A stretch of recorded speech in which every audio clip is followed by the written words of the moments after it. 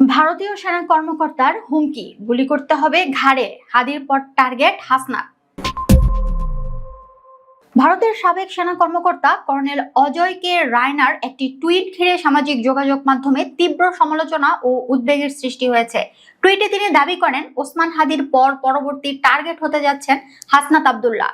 Colonel Raina একজন নিরাপত্তা বিশ্লেষক এবং প্রায় 30টি বইয়ের লেখক হিসেবে পরিচিত। বিতর্ক আরো গভীর হয় যখন ওই পোস্টে তিনি কোথায় গুলি করার দরকার তাও উল্লেখ করে বলেন, গুলি করতে হবে ঘাড়ে, মাথায় নয়। প্রথমে তাকে নিশ্চুপ করাতে হবে এবং ছোট্ট ছোট্ট ভুলগুলো শুধরে নেওয়া হবে। এই বক্তব্যে সামাজিক যোগাযোগ মাধ্যমে ব্যাপক প্রতিক্রিয়ার জন্ম দেয়। এক্সে এই পোস্টটি প্রকাশের পর বাংলাদেশের বিভিন্ন প্রভাবশালী মিডিয়া হ্যান্ডলার একে দেশটির রাজনৈতিক ব্যক্তিদের বিরুদ্ধে সরাসরি হত্যার হুমকি হিসেবে আখ্যা দেয়।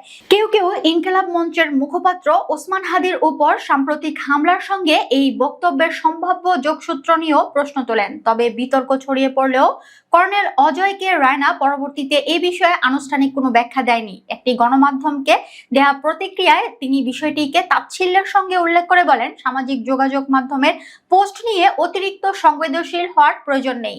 একই সঙ্গে তিনি মন্তব্য করেন, বাংলাদেশের উচিত ভারতীয় নিরাপত্তা ইস্যুতে বাড়াবাড়ি না করা, কারণ এতে পরিস্থিতি শান্ত হওয়ার বদলে আরো উত্তপ্ত হতে পারে। প্রসঙ্গত, ইনকিলাব মঞ্চের মুখপাত্র শরীফ ওসমান হাদি গুলিবিদ্ধ হয়েছেন।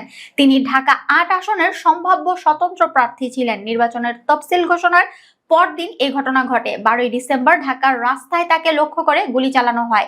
সিসিটিভি ফুটেজে দেখা গেছে পেছনে মোটরসাইকেলে চড়ে দুইজন সন্ত্রাসী ওসমান হাদিকে লক্ষ্য করে গুলি চালায়। মাথায় গুলিবিদ্ধ হয়ে আশঙ্কাজনক অবস্থায় ওসমান হাদি সিঙ্গাপুরে হাসপাতালে চিকিৎসাধীন রয়েছেন। হাদির উপর হামলার ঘটনায় রাজনৈতিক অঙ্গনে উদ্বেগ তৈরি হয়েছে। বাংলাদেশ সরকার ও সকল রাজনৈতিক দল ঘটনার তীব্র নিন্দা ও প্রতিবাদ জানিয়েছে, কিন্তু এর ঠিক বিপরীত প্রতিক্রিয়া জানাচ্ছেন পতিত স্বৈরাচার শেখ হাসিনার দল বাংলাদেশ আওয়ামী লীগ ও ভারতের হিন্দুত্ববাদী রাজনৈতিক অনলাইন অ্যাক্টিভিস্টরা।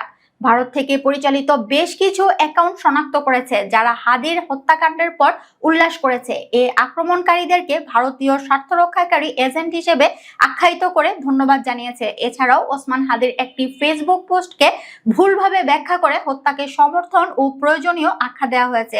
ভারতের সাবেক সেনা কর্মকর্তা এবং ভারতীয় campaign group youth for nation TN চ্যাপ্টারের সাধারণ সম্পাদক মেজর মাধান কুমার এক্স পোস্টে দাবি করেছেন, ওসমান হাদি ভারতের উত্তর পূর্ব অঞ্চল দখল করে গ্রেটার বাংলাদেশ গড়ে তুলতে চেয়েছিলেন এবং ঢাকায় অজ্ঞাত পরিচয়দের দ্বারা গুলিবিদ্ধ হয়েছেন। মেজর মাধান কুমারের সাম্প্রতিক এক্স পোস্টগুলো বিশ্লেষণ করে দেখা যায় তিনি ভারতের ক্ষমতাসীন দল ভারতীয় জনতা পার্টির পক্ষে প্রচারণা চালাচ্ছেন। অনুসন্ধানে দেখা যায় একযোগে কয়েক ডজন ভারতীয় এক্স অ্যাকাউন্ট থেকে ওসমান হাদি ভারতের উত্তর পূর্ব অঞ্চল দখল করতে চেয়েছিলেন এমন দাবি ছড়িয়ে দেওয়া হয়। 2024 সালের 5ই অগস্ট শেখ হাসিনার পতনের পর থেকেই এই অসত্য দাবি বারবার ছড়ানো হয়েছে। বাংলাদেশ সরকার একাধিকবার এই প্রচারণাকে মিথ্যা প্রমাণ করেছে। ওসমান হাদির একটি ফেসবুক পোস্টের স্ক্রিনশট বিকৃতভাবে ব্যবহার করে দাবি করা হয় তিনি ভারতের মানচিত্র দখলের ইঙ্গিত দিয়েছেন, অথচ মূল ছবিতে ভারত ও বাংলাদেশের মানচিত্র আলাদা রঙে স্পষ্টভাবে দেখানো ছিল।